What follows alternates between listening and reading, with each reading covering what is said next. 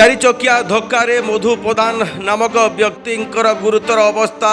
तेबे बरगड़ जिला गाइसलेट थाना अंतर्गत जामुडपाली ग्रामर मधु प्रधान बोली जना पड़ी। एने गाइसलेट कॉलेज छक जो रही निकटरे अर्थात 100 ରୁ 200 मीटर दूर में एक चारि चकिया गाड़ी मधु प्रधान को धक्का देता फल घटनास्थल से गुरुतर अवस्था होता।